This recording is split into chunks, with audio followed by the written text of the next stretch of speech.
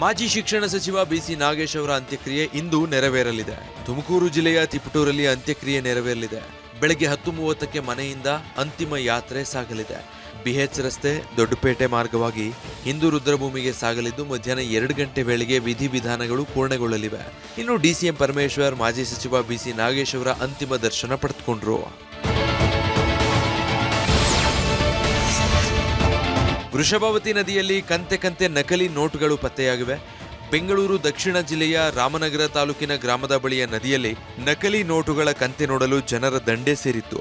500 ಮುಖಬೆಲೆಯ 20 ಕಂತೆಗಳು ಪತ್ತೆಯಾಗಿತ್ತು.